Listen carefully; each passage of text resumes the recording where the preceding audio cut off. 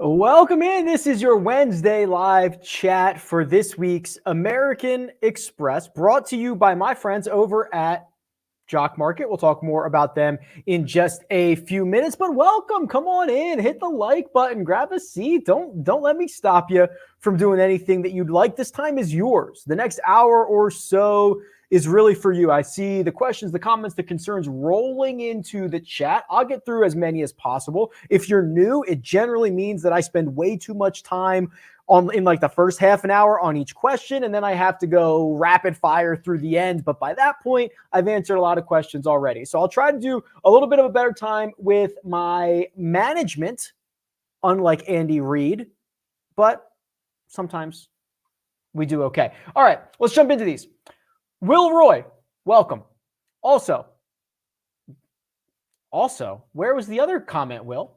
Where's your first comment? This just says also, like there was another comment here. It shocks me that Sung Jae is 2 years younger than Willie Z and Scotty Scheffler. That's true. Who are your favorite long shot breakout candidates, or candidates of breakout actually younger than CJ? So we're going age relevant here. I don't know if that's actually the case that you want, Will, but let me show you my screen.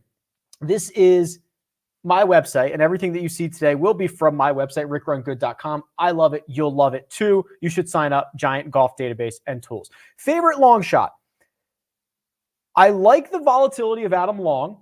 I know it's not just because his name is Long that he is a long shot, but he's better now than he was when he won this event a couple of years ago. And he is very volatile, 29 events in a row, where he's either missed the cut or finished inside the top 30. I want that. Otherwise, Adam Svenson is really interesting. Played well last week, highly regarded in golfing circles. Also, Dylan Wu, great ball striker last week, won on the Corn Ferry. I think he finished 20th at Waialae. I like the way that game's trending. I mean, he'll start to put it all together. We're going to see him mature in quite an interesting way over the course of the next couple of weeks. And then maybe I'll give you one real long shot. Oh boy. First of all, my betting card is just loaded with guys over 100 to 1. It's probably my biggest betting card maybe ever, because I didn't start it until 41 to 1 or something like that. So keep that in mind. No, I won't give you one more. I'll move on. Now to the one and done game. How do we feel new to the one and done game? I'm off to a terrible start reading these comments. New to the one and done game. How are we feeling about Sung Jae? Coming off a miscut scares me, but in this format, I personally don't love the guy. Not ecstatic to be saving him. Yeah, I think it's fine. Let's pull up Sung Jae here, because I want to kind of see what he does after missed cuts. Not that I particularly care, but I think it might be a little bit instructive about his ability to bounce back. So his last miscut was, well, I guess Charles Schwab, and then he missed the cut immediately at the Memorial. Then he finished T35, missed the cut at the Masters. His next start, he finished T13. RSM Classic missed cut, finished T14 in Dubai, but that was a couple of weeks later. Missed the cut at the Northern Trust, finished T56. So I got to admit, it's not great after a missed cut when he plays the next week, which I think is kind of the key. Maybe it takes him a little bit to turn it around, but I'd probably save him. I'm too high on Sung Jae to burn him here. Clint says, any interest in Doc Redman? Maybe with a layoff, he reverts back to his more long-term form. His best finishes have always been at Birdie Fest. That's true, except for maybe the Wyndham. I wouldn't consider that a Birdie Fest, but I do, and I've said this countless times over the course of the past couple of weeks, I think it's only fair to revert guys back to their baseline after a long layoff. And it's been, 2021 was not a good year for Doc. He'll tell you that straight up. He'll tell you that. But if we start reverting him back to his long-term form, what do we get? Well, last 100 rounds, he's better in raw strokes gained than he is in weighted strokes gained, but he's still a losing player to the tour average. What about the last 50? Probably even worse. Yeah, much worse. So really, what are we looking at? The last 200 rounds for Doc? That would be better. I would have concerns that 200 is a heck of a long-term view.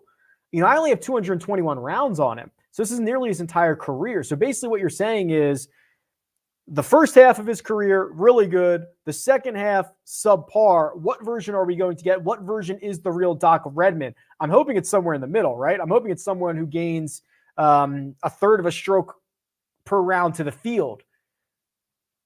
We're going to find out. We're going to find out.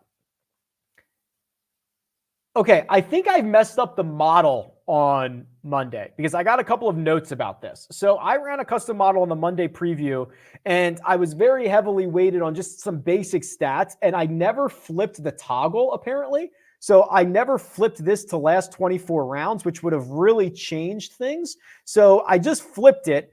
And when I go down and look at the value, yeah, this has got a little bit of different names in it, right? And I'm still using the same parameters from earlier in the week. This is now much more, Davis Riley pops up inside the top 12. Justin Rose pops up. If I were to redo the ranks all over again, honestly, I might just do 100% on weighted strokes gain total. It's not is it a cop out? We have 3 different courses. They're all pure desert golf.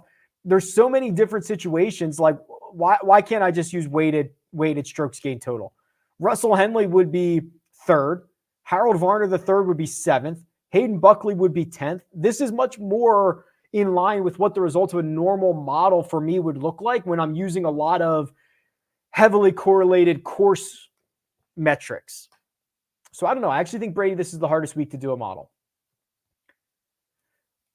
Rick, Brian, does the wind on Saturday give you any reservation for those who play the stadium course that day? I don't mean the Rahm and Cantlay types, but the more risky options. Would it be worth a pivot? So I guess the argument would be, does the wind stay up? Right? And if the wind is at the stadium course, is it at the other courses? So you're basically going to be playing the easier courses in harder conditions. Some guys like to play easier courses in easier conditions and harder courses in harder conditions. It's really a fool's errand for me to try to determine each and every player. So I would 3 days out, right? 4 days out, whatever it is, I would not be making decisions based on potential wind at one course this far out. I think you're overthinking the overthink. For DraftKings, says Ed, the year-to-year volatility at the Amex is your lean to go balanced with better guys using the 3rd day of scoring to lock in placement points on Sunday, or blindly bet on studs and duds to be optimal?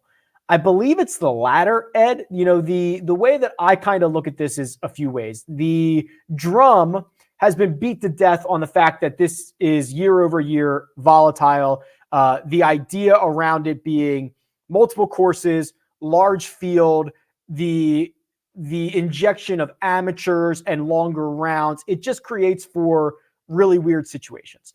So with that, we combine that with the fact that I believe this field to be incredibly top heavy. So let me show you this.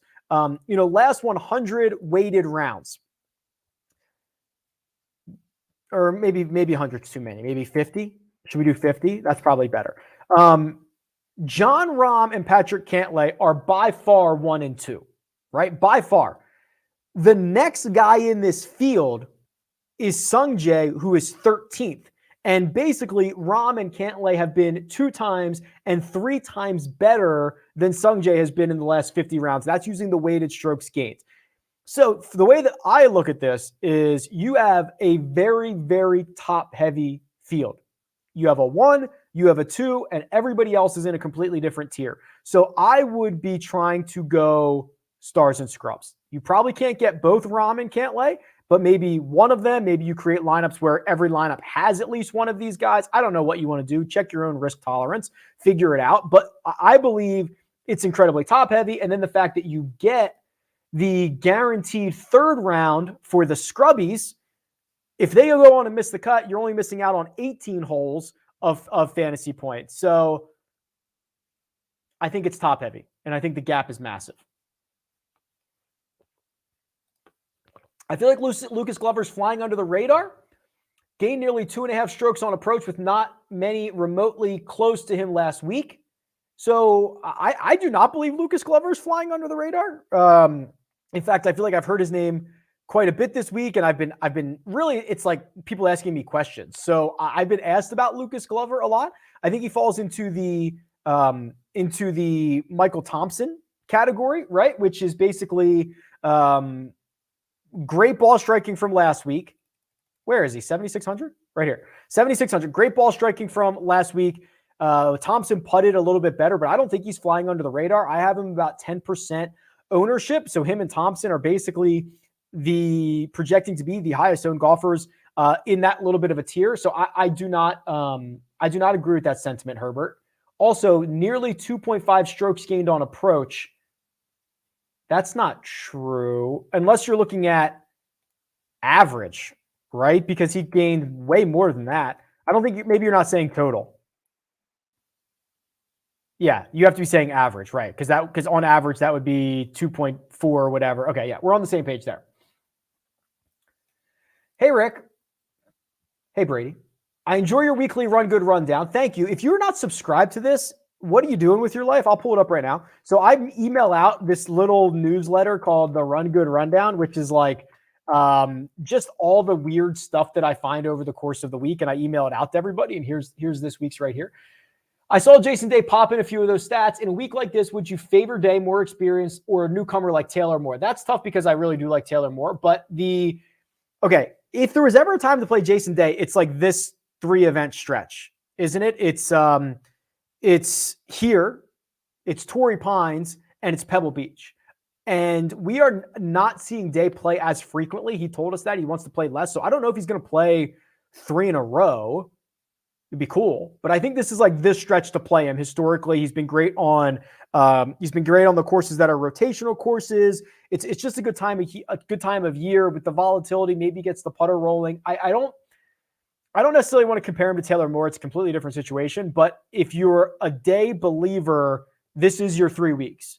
And then we'll assess later. In terms of GPPs, can you break down who you like more between Putnam and Buckley? Buckley is 26th in birdie or better percentage over 24 rounds, while Putnam is 111th. Putnam has solid course history here. Yeah, I almost certainly give the nod to Buckley. Maybe I am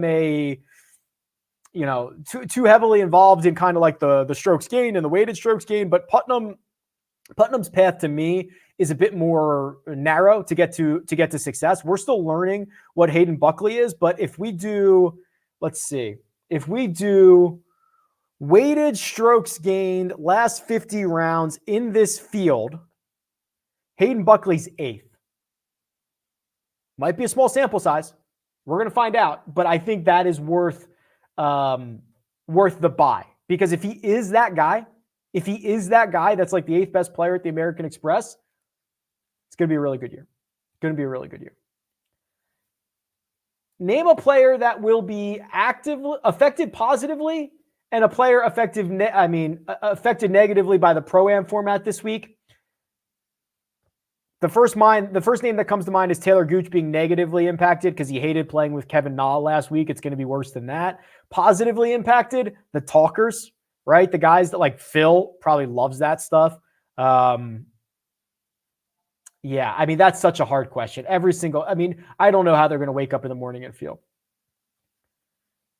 Strategy using your tools for first round leaders. Okay, so there's a couple ways to do this. The most basic way would be to go to the Holy Grail, go to strokes gained by round, and then adjust your filter to just be first round. So you do get a lot of guys that really bounce out to quick starts, right? You got to start looking for, what else do I have checked here? 2022. You got to start looking for guys that have a pretty decent sample size. It's no surprise that Rahm and Cantlay are at the top of the list. They're the best players. They play well in all rounds. So you have to kind of look for value, right? So first coming to mind, like Justin Rose, 257 first rounds. He's gaining nearly a stroke and a half, and he is probably much longer odds, I know he is, than Rahm and Cantlay and Scheffler.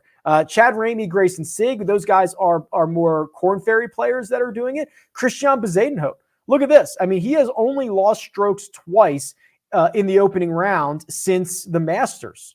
That's pretty impressive. And when he's lost, it's been less than a stroke each time. And he's a hot putter, right? And I know I don't like putters over the course of 1,000 rounds, but the course of 18 holes, putters are guys that are ceiling guys. If he can go out and gain 3.5, 4 strokes with the putter, that's how you get to be the first round leader. So that is generally the first step that I would take. Who are the two worst dressers on tour after Patrick Cantlay? Well, Patrick Reed is 1A. Jordan Spieth. I am an Under Armour guy. In fact, I almost wear these shirts exclusively. They are not paying me, but it's good for like holding my mic and all that stuff. But they make Jordan Spieth look like he's 12 years old, which is not necessarily a great look. Adam Scott, let me be clear. Adam Scott, great looking guy, can pull anything off. The tan on tan look, or the brown on tan look, or the dark brown on light brown, he's always wearing the weirdest color schemes. I don't understand it. Only he can make it look good. Lucas says, I miss your videos geared specifically towards one and done, but is using someone like Michael Thompson being too cute in a 30-man league? Should I use someone like Finau and Cantlay this week? Yeah, so that Tuesday video is now lumped into the Tuesday Scramble. So we do plenty of one and done conversation over the course of the week. Andy Lackett, myself, we do bets. All that stuff from Tuesday and more is lumped into the Tuesday Scramble. So make sure to check that out. It's live. So if you want to be interactive, Lucas, if you want to come in and say, hey, who should I play in one and done? Is Michael Thompson too cute for a 30-man league? Happy to answer that in real time, as I'm doing right now. Yes, Michael Thompson is much too cute. I don't care if he wins this week. You do not need to ever play Michael Thompson in a one and done.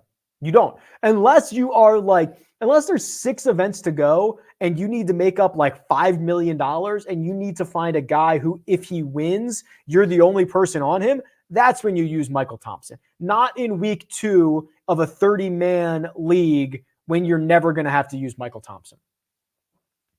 Stewie, thanks for the support. I covered long shots before. I'm sure we'll bring it up again, so I'm just going to skip on this one, but I appreciate the support. Svenson for the win. Can you name 3 to 5 golfers that are playing this week who have discussed their displeasure for this event? No, I don't know that off the top of my head. And I doubt that many have openly discussed their displeasure for this event. That's generally frowned upon. Hey, Rick, who are your favorite golfers, $7,000 and below? Okay, we can look at this together. So, Jeff, let's see, $7,000 and below on the cheat sheet. So, let's see what we have here. Hoagie almost makes the cut. Yeah, Svenson would certainly be one. I've said it once. I've said it a million times this week. The golf community, caddies, other players, analysts, love Svenson from the eye test. Played well last week, so he would certainly be one. Dylan Wu I mentioned, so I'm going to skip through him. Cam Young I was super excited about last week, was pretty disappointing. Hudson Swafford would be fine. He's won this event before, has made a bunch of cuts recently. He needs to figure out the short game, but otherwise I think it's fine. Is Sahith, so hold on a second, is Sahith really playing this event? He's 6,700, and as we speak right now, I can check this. He was leading the Corn Ferry event. The Corn Ferry event this week is ending today. I'm going to try to find this real quick. So is Sahith really going to turn around and play 8 days in a row, assuming he makes the cut? Sorry, guys. I just want to see if I can find this real quick because this is ending today. Let me flip to Corn Ferry Tour leaderboard. He was in the lead as he made the turn. No. Wow. My bad. People are going to screw me for this. Akshay is in the lead. My bad. I thought it was Sahith. That's my bad. I take back the last 30 seconds of my life. For one and done, I'm sort of warming up to the idea of just playing Rahm in one of the weaker field events he's going to play this year. Lots might save him for the Memorial Majors, etc. What do you think? Sid, I think you're onto something. I'm actually a pretty big proponent of playing your studs when they are the clear-cut guy in a smaller field and try to get a larger percentage of the expected value in an event with like 1.2 or 1.3 million up top than to play him in an event where the top 50 players are there and he has a much smaller expected value in a first place that's like 2 million. So I like the idea. I just don't think this is the spot, Sid. Right? So it's so random here. If we can get like, I think back like when DJ played Pebble, which is kind of random as well, but his course history was just too good. where he was like 3-1 to win that. Something like that. Like I like the idea. I'm not sure this is the spot. With an event that has this much volatility, I'm curious what the optimal lineup left on the table has been for GPP. Ooh. Do you have any data on past optimal lineups? Well, what you can always do, and I always recommend that you do this, is if you go to Twitter and you search RickRunGood Optimal into the Twitter search, you will be presented with something like this, which is basically, if you scroll through me tweeting all out the optimal lineups every single week. If I type in American Express, maybe I did this last year. Maybe I didn't.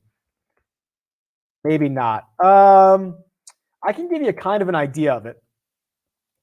So if you go to the Holy Grail, you can go to fantasy data, and you can go to last year's American Express. Is it the American Express? Yeah, the American Express. Remove players just in this field, sort by DraftKings points, and we can kind of piece this together a little bit. So Siwoo scored 143 points. He was 8,200. He definitely would have been in the optimal. Both Cantlay and Finau probably both couldn't have been in the optimal because they were both over 10,000. So Siwoo almost certainly would have been in it. Cam Davis would have been in it. Cantlay would have probably been in it. And then it might have been Answer and Michael Thompson. Is that sub 50,000? You guys will have to do the math, but I imagine, as with most weeks, the optimals leave multiple hundreds, if not thousands of dollars on the table. Are there any comparisons to Siwoo Kim in other sports? Kind of popular, only shows up maybe twice a year, but when he does win, super young. I don't know.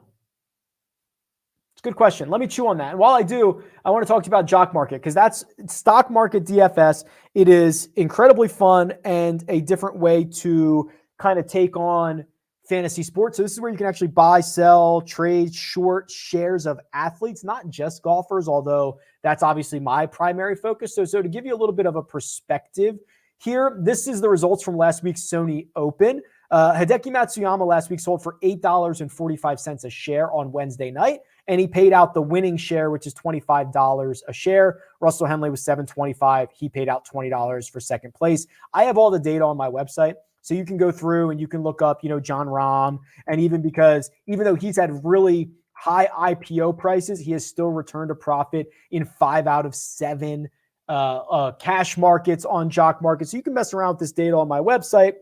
You can use the code RICK to deposit and get you up to a $50 deposit bonus. Tonight is important. Tonight is the IPO.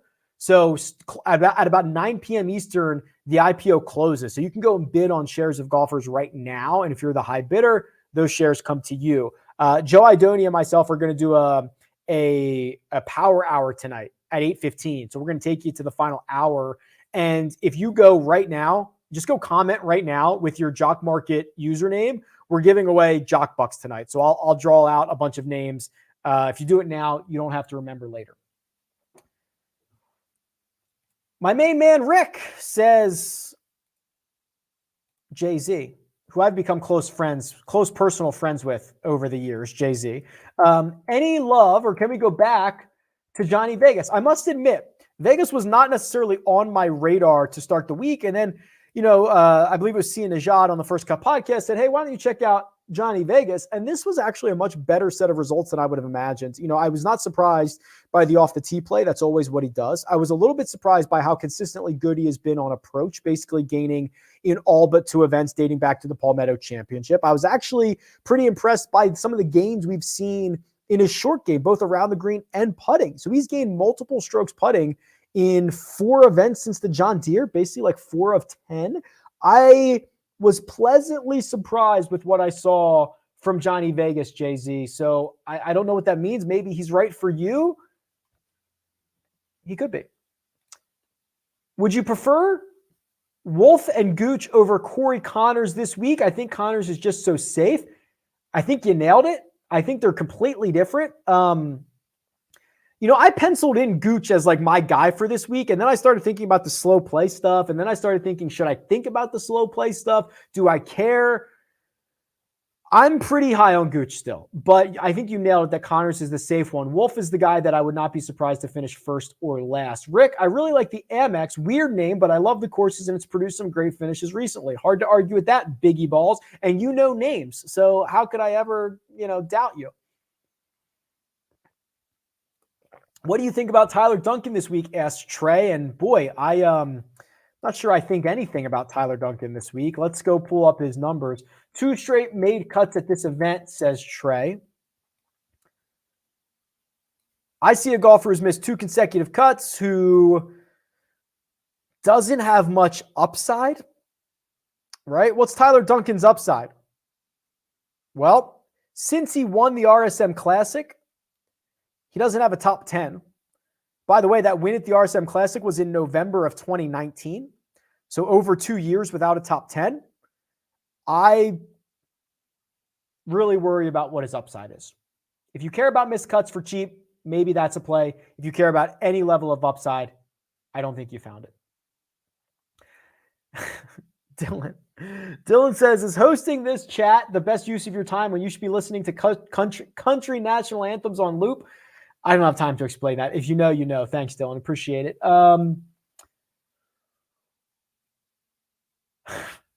Rick, is this your second or third life?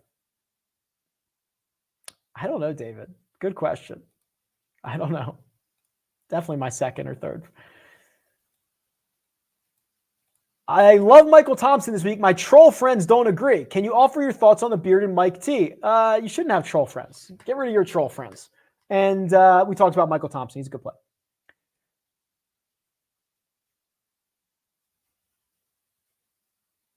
Who are the top 5? I think this is top par 5 scorers in the field, trying to find a low 7K or 6K guy. All right, well, we can do this a couple ways. I'll do it on the custom model. I will go here, and I'm just going to put all of my weights on par 5 scoring. Whoops, not 200 of them. I only have 100 of them. Whoops. I'm very bad at typing right now. Here we go. And we'll sort by value. And, oh, yeah, no surprise, John Rahm's number 1. Cantlay 2. All right, so if you're looking for $6,000 or $7,000 guys, the first one that pops up is Chris Stroud. He's 6,100. Trey Molinax is 10th. He's 63. Kevin Tway is 65. Chad Ramey, 68. Max McGreevy, 66. Michael Gligic, 62. The first $7,000 guy, Martin Laird and KH Lee, they round out the group. I think that is a very sufficient answer to you, Tim. So I'm going to move on. Hey, Rick, do you know if they've already assigned players to which course and which are they playing first? And if so, what is the strategy to play certain players for round 1? Okay, yes, this is already out. Go to the PGA Tour leaderboard. It's right here. I'll pull it up in a second. Let me zoom in. It's already right here. So you can see everyone's tee time and what course they're starting on. They are also all going in the same exact rotation, David. So if you have access to the Run Good Rundown, which you should because it should be in your email inbox, I list the rotation there. So if you start on Stadium, you go Stadium, La Quinta, Nicklaus. If you start on La Quinta, you go La Quinta, Nicklaus, Stadium. And then obviously if you start on Nicklaus, you go to the Stadium and La Quinta after that. So yes, we do know about it. And the strategy in playing those guys, La Quinta historically, the easiest, but the Nicklaus tournament course was very, very easy in 2020, and all of them in 2020 were in the bottom 6. So not a bunch of super distinct scoring averages recently.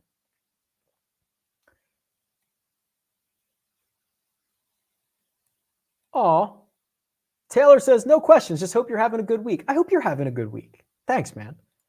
Would you put any stock into Nicklaus Dye Specialist this week? Can you show strokes gained for Nicklaus and Dye courses? See, Gavin's a smart guy.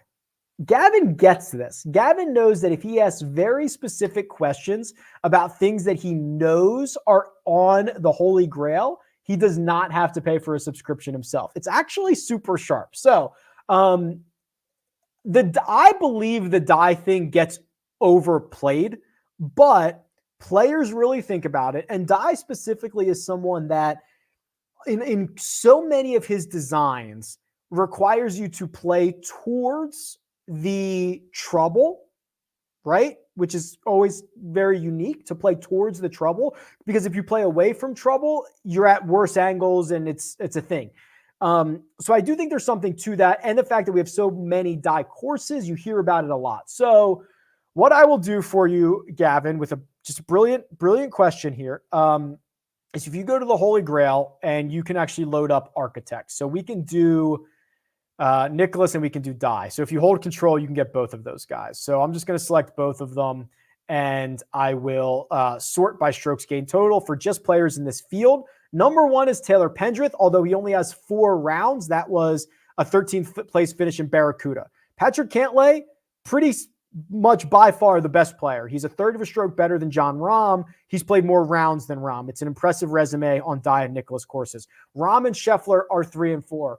Like, this is kind of the problem, Gavin. I'm not even showing my screen. I'm such an idiot. Sorry. So if you go down here to the filters, what I did is I added architect down here. My bad. So, like, Cantlay, Rahm, and Scheffler being 1 through 3, does that even tell us anything? They're basically 1, 2, and 3 when we go to all courses. Rose is up high on the list as well. Rose continues to be high on the list. So there you go. You can check it out, Gavin. Good question. Bernie says, oh, I just lost it, Bernie. Hold on one second.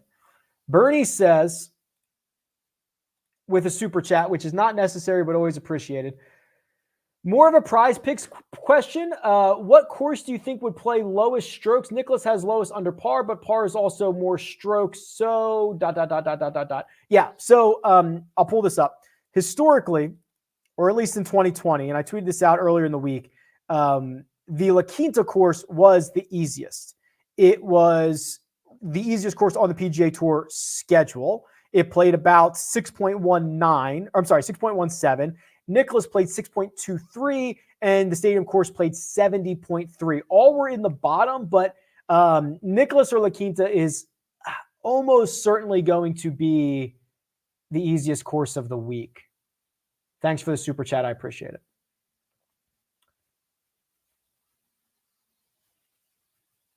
Too early to use Patrick Cantlay in one and done, or should I stick with someone like Answer Power or Gooch? My general strategy is foot on pedal and worry about it later, so you can roll out those guys if you want. A majority of the big names are playing La Quinta on Thursday. That is correct, because they want them to get to the stadium course on Saturday.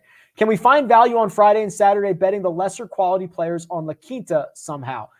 I mean, honestly, and it just so happens that this is a Jock Market sponsored show, but like Jock Market's is perfect for this week. You could, in theory, buy shares of guys who are starting on La Quinta, and if they hopefully go out and get off to a hot start, you then sell them like on Friday before they get to the stadium course and things start to figure itself out. Now, we'll see what the scoring averages are, but this is literally a perfect week for Jock Market. A lot of questions about the courses, so I'm skipping those. I feel like I've answered them already.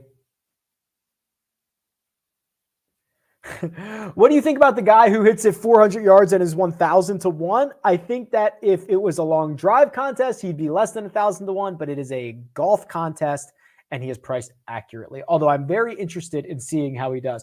Adam Svenson ownership ? Well, I have him checking in. He's 7,000, right? I have him checking in at about 9.2%. What do you think of Brian Harman finishing T21 or better in 5 of the last 6 editions of this? Short and accurate, pass go, collect 200. Yeah, I mean, he falls into that category of other like seasoned vets who've played here a lot, who maybe 4 or 5 times a year there's a better spot for him. I wish his recent form was better, but you could do worse than Brian Harman. Adam Long, Doug Gim, Vince Whaley, which looks better this week? I do like Adam Long. However, this gives me an opportunity to show you the Run Good rundown, because there's a really good nugget in here about Doug Gim and the fact that he is a putting popper. Just go read this. I'll link it in the description. Just go read this. I don't want to take the time, everybody's valuable time here to talk about this, but because it'll take me like 15 minutes to explain. Just go read it. It's awesome. Quentin Tarantino, welcome.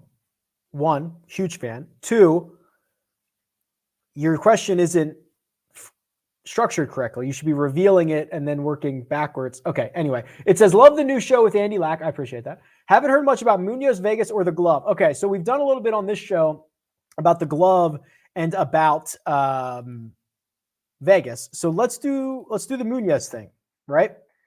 Old Seb Munoz. Oh, you know what? Hold on. I got to pull him up somewhere else here.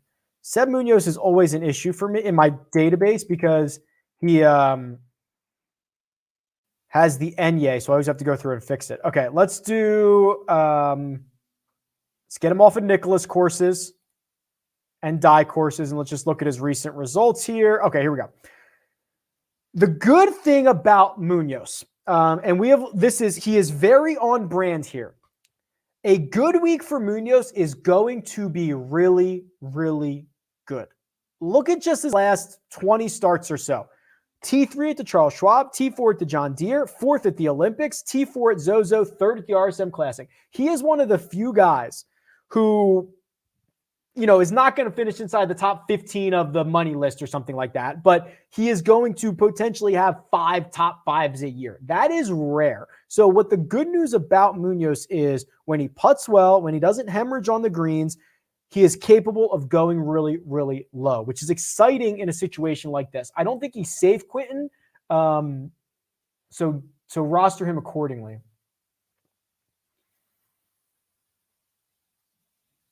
Lots of questions about the courses, so I've hopefully answered enough of those. I'm going to try to skip through them. Early tee times as being something to target, Mark. The answer is always, if you look at the data, lower scores in general come from earlier in the day. Players make more putts earlier in the day. Caveat, they're all playing at the same time, right? So this is not a normal week where you would have half the field go out Thursday morning, the other half go out Thursday afternoon. Because they're on 3 courses, they're all playing at the same time. So I believe all the tee times are within I want to say like a 2-hour window, 8:40 to 10:40. Yeah, they are. Wow, sharp. So I don't think it's as important this week.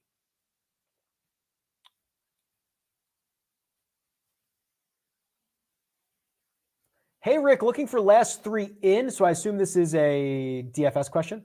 Reed, Bezadenhout, Denny, or answer Noren Buckley. Probably the latter, answer Noren Buckley. This one just says, I love Rick, and it's from Alfredo Sauce. I love you, Alfredo Sauce. Thank you. Using Seamus in my one and done, would you be worried about his lack of course history? Would that be mitigated by 3 different courses? Does his lack of familiarity make it worse? I think Seamus is kind of in a weird spot. Good weird, right? Because he is a much better player than he was 12 months ago and then previously. I wonder if I can show you this in his golfer profile page. It's really hard to use past history for Seamus because he's actually just gotten so much better. Look at his 2019. He was a bad ball striker, losing 3/4 of a stroke to the field. Then 2020, he was basically a tour average player. Then he makes a big leap in 2021, and now already in a limited number of rounds in 2022, even better than that. So it's really hard to go back and look at what he did in 2020, 19, 18 because he wasn't that good of a player. Same with Max Homa. I have the same issue with Max Homa. Have you or any of your colleagues been invited to appear on the Netflix series for the PGA Tour? I can't disclose that information.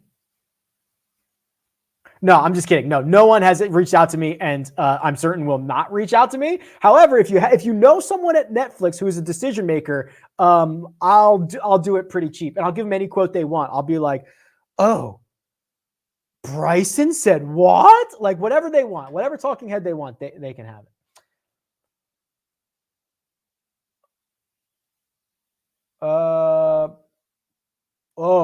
Okay. Spencer's asking the real tough questions. I don't know what happened to my first comment, but I just wanted to hear your thoughts on why the Fortinet was not included in the worst tournament names with Andy Lack. You're absolutely right. It is horrendous. It's like number 2. If I'm a degenerate, asks Sid, who loves Ricky and Phil, and once a week to just be able to cheer for them alone, is this not the week to bet them? Sid, permission granted. This is the week. Yeah, it is. I hate to disclose this. I have bet Ricky Fowler this week. Scary stuff, but it is true. The Phil thing I can't get behind, but he's been great here, and he probably loves the Pro-Am side of it. Like, no rules this week. If that's what you want, there is literally not a better spot on the schedule. Go for it.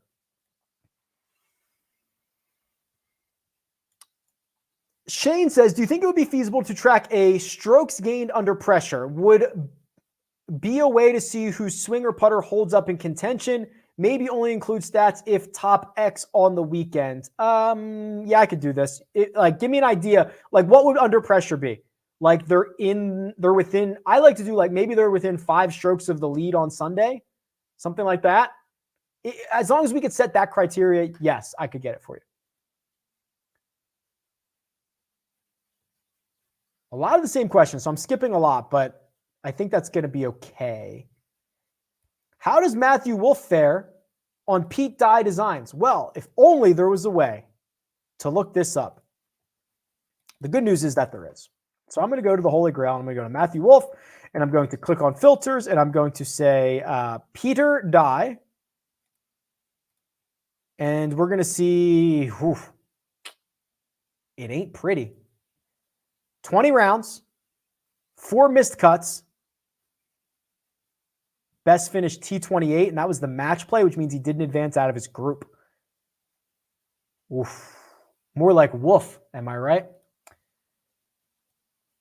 I think I lost my spot. Hold on a second. Oh, no. Okay, I got it. Can we give this man some likes? I agree. Love meter on Gooch this week, Rick, 7.9. But I was like a 9.1. Now I'm like a 7.9, which is still pretty good, but I'm nervous about it.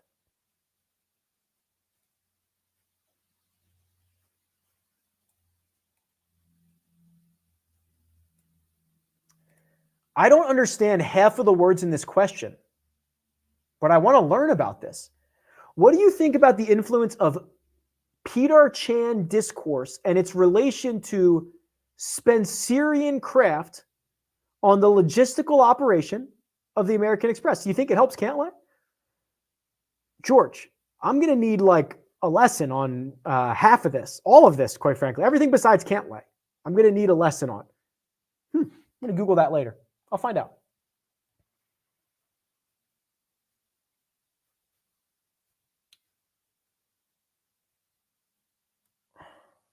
Faded Matt Jones last week's matchups worked beautifully. Yeah, we saw that coming, right? Everybody in the world knew that was coming. Okay, Carlos Ortiz has come up quite a bit. I wish I could be more bullish on Carlos Ortiz. I like the guy. I like his game, but the results are not there. You know, he finished runner-up to Victor in Mexico, which you could argue, you know, it's a home game. He's probably very familiar with Mayakoba, or at least the types of golf. He's familiar on Paspalum, all that stuff. That runner-up finish and his last top 10 was at Phoenix. It was like 9 months. I just wish I saw more consistent results. So it's really difficult to be bullish on Carlos Ortiz.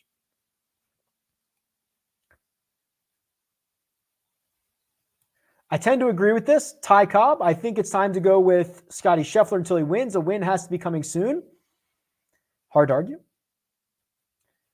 Do you think Barjan has another playable week? Listen, if they're going to continue to put him at the min or close to the min, 6,000, 6,100, if he makes the cut, pretty much in business, right?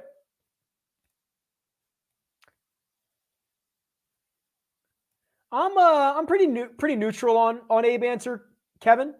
The recent form has not been good. This has been a happy hunting ground for him, though, and I'm still am a believer, obviously, in the game because it's only been a couple of bad events. So I'm like a 5.5 out of 10.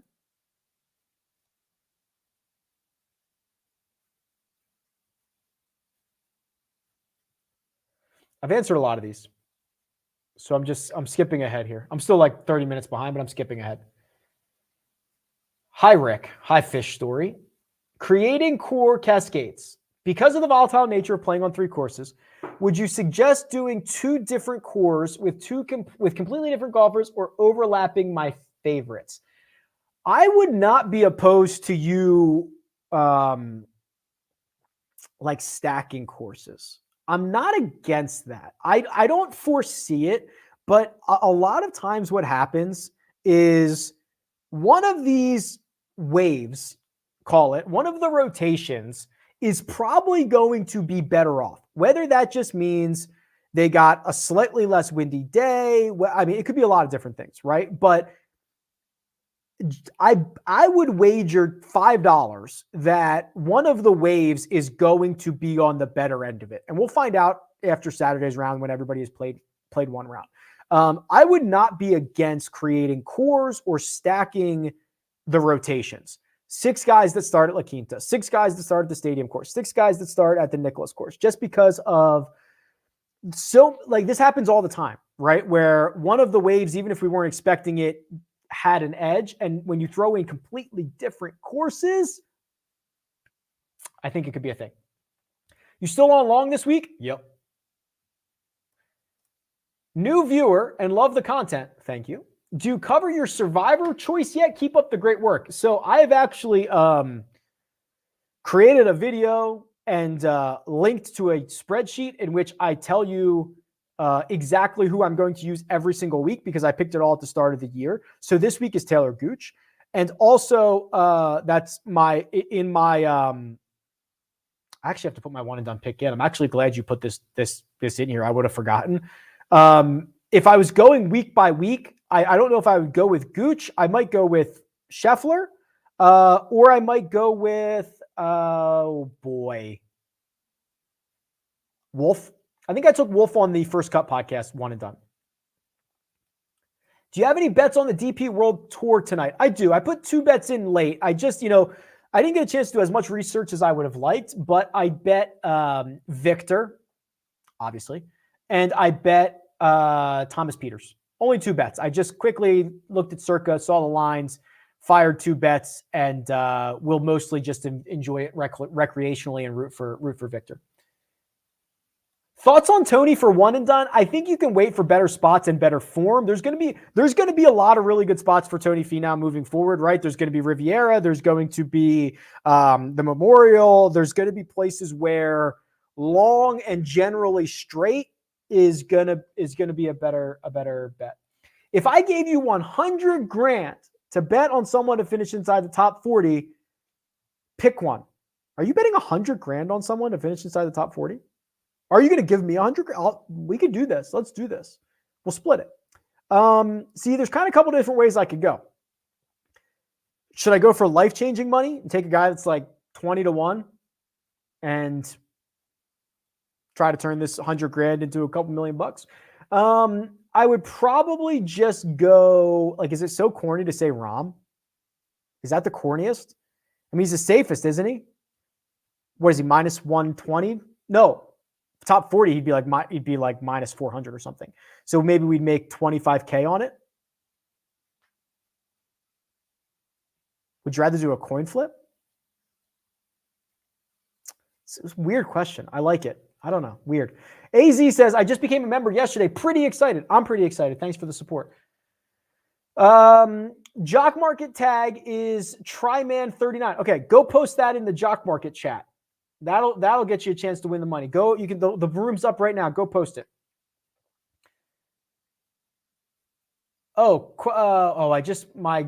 My chat got screwed up, but the question was about birdie or better, or was about easy courses. So hold on, let's do this.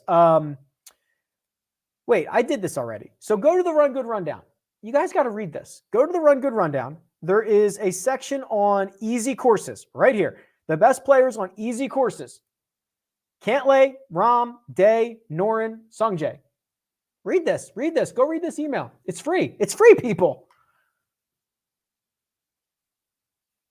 Rick, are you playing Noren this week? Yes. I do like Noren this week.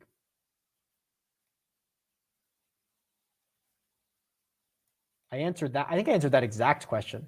You don't have to post questions multiple times. I get to them.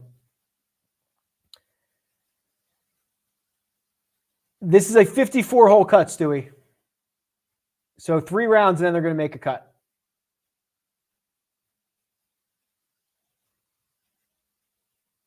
I've answered a lot of these. That's good news. That's good news. We're catching up. I've answered a lot of these. Is Finau still the lowest owned up top? So I have Finau at 11%, and I have Scheffler at 12. I bet you Scheffler comes in higher than that, but really what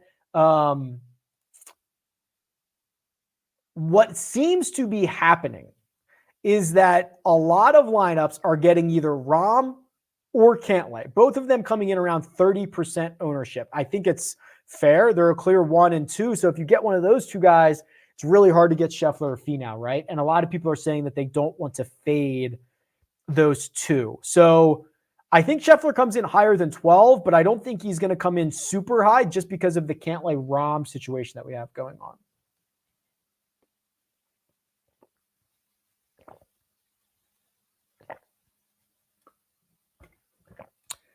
Michael Bond says, hey, Rick, I like to play same-day matchups after the cut. Reason being that you can always find players that are completely outmatched, may have to pay the juice. What do you think? Indeed, Michael. I have actually created a video entitled The Most Profitable Way to Bet Golf, the best way to bet golf, way to make the most money betting golf, something like that. And it's literally all about same round-by-round matchups, so I completely agree with you. If you fade the top, Tom, and run 9K guys, you will be contrarian. Yes, indeed. As mentioned, Rahm and Cantlay are seemingly the two highest owned golfers on the slate. Believe it or not. Here's a hard-hitting question from someone that, quite frankly, I'm honored about. Reed Fowler says, this is an important question. How did you get this good looking? Oh, come on. Stop it. Reed, please. Thank you. I need the confidence boost. Good to see you, bud. Thanks for tuning in. California kid, Ricky Fowler back in California. California desert. Let's go. Fire it up. Who is the Mina Run Good play of the week? Oh my God. You know what? Listen, I usually just wait for her to slack me. Let's just make her do it. Hey. Hi. I can hear you. Give the people your pick of the week, please. Okay, so this would have been a lot more exciting if Jay-Z hadn't already asked you about him. So you already covered him, but my pick is Johnny Vegas. Vegas. Yes. Does he miss cuts? Sometimes. Does he win tournaments? Almost never. But he has a cool name. It reminds me of like Johnny Drama. Okay. From Entourage. His approach game is surprisingly good, like you said. And when his approach game isn't good, sometimes he gets hot with a putter, and then he gives us what he gave us at the RS7 Classic, a T12 finish. So did you practice this? This is surprisingly good analysis. No, I have his golfer profile right here from RickRunGood.com. Thank you. So I don't know. I feel like that's a good one. I think Lock it in. Lock it in.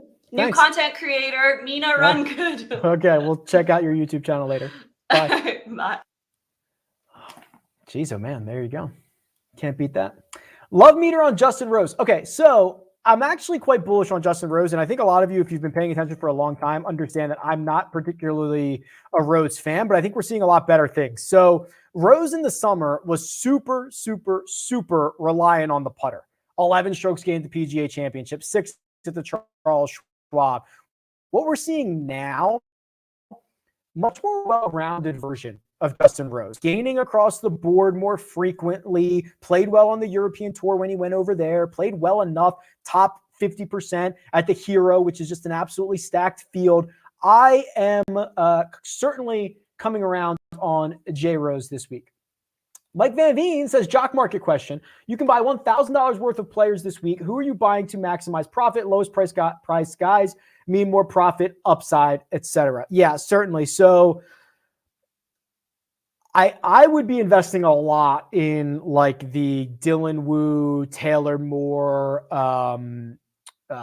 Hayden Buckley might be a little bit more expensive than those guys, but like that's the type of golfer I would be investing in, just because I think there's going to be a lot of runway for them to honestly earn you cash, right? I mean, I don't think the sentiment's super high. I think Jon Rahm and Patrick Cantlay might set records tonight in the IPO, and I think everybody else is going to be pretty well priced.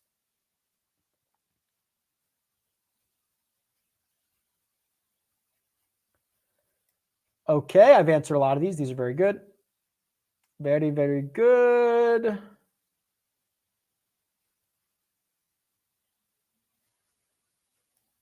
Very, very good. I've answered a lot of these. Answer or Sungjae, it depends entirely on the format, but geez. How about answer, I guess. It's really, really close, as you can imagine. Okay, this is a good one. Good question, Mark. Who do you think is over-owned and who do you think is under-owned? So Scheffler's probably under-owned because he is a casualty of the Rahm Cantlay situation. Henley is probably over-owned. I know that he was literally the best in the field last week in regulation, got into a playoff, and it didn't go so well. He's missed 4 straight cuts here. His best finish is T49. I have him coming in at 23%, which also then kind of says I think Zalatoris is under. I think Zalatoris is the guy that might win you all the money. Like, what if he just finishes second and he's 8% owned? Certainly possible. What's the optimal one and done approach? Do you just jam in Rahm and lose him this early? I'm fine with using him early. I'm fine with jamming him in a spot that he's the favorite. I don't necessarily love it here because of the 3 courses and how volatile it is. But if you go watch my video setting a one and done strategy for the year, also there's another video. I think it's called How to Win Your One and Done with Data, something like that. That'll be like your best resource. Yes, the 8,000 range will be the lowest owned. Completely agree. It's just not very good. Ooh, is it too risky? Ooh, I was not expecting this question. I read it the other way the first time. Is it too risky to fade Henley in DK cash? I actually thought it was going to say, is it too risky to play Henley in DK cash? I could be way off base.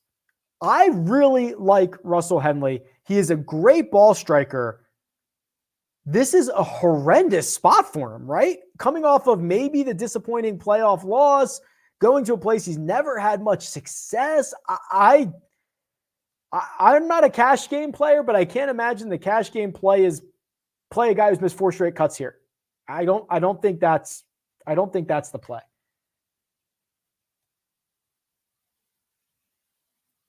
I agree with you, Bernie. I feel like Scheffler will be low owned as Cantlay and Rahm will squeeze him. Exactly. Hey, Rick, thanks for everything you do. When you look at a golfer's profile, how do you figure out what their baselines are? Oh, okay. Well, you can do this a couple different ways. So if you look at their profile page, you can look at their year by year, right? You could kind of look at this and say, okay, Justin Rose, the last 2 years, his baseline's probably always somewhere in between this, right? Like maybe it's like 0.4 of a stroke per round that he's gaining or something like that. But if you go to the power rankings, you can find baselines on anybody. And you can find, raw, like we can go to the raw data, baselines for 50 rounds or 100 rounds, whatever their strokes gain total is. If you want to look at like their entire career, put 1,000 rounds in, right? Now, obviously guys change over the course of 1,000 rounds, but 1,000 rounds, Rahm's at 1.83. McIlroy's at 1.68. You compare that to more frequently, so Rahm's better than that. Rahm's better in his last 100 than he is to his career baseline.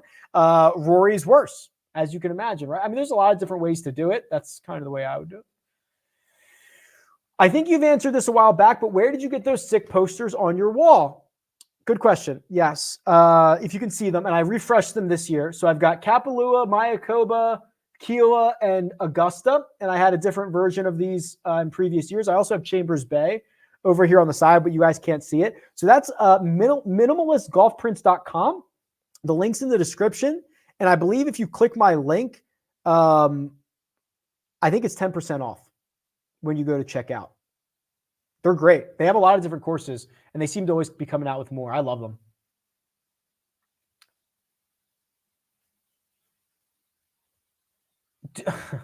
Tom says, I'd fade Hovland. He regresses playing in the wind. Every single word of that triggered me.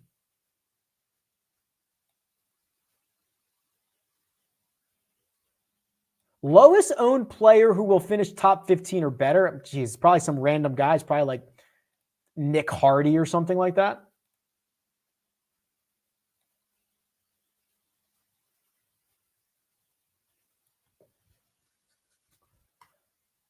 A lot of questions on Seamus. Seamus is great.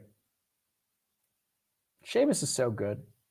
Okay, outrights for this week. So I might have mentioned this earlier, but this is the weirdest week for me. I've never built a card like this.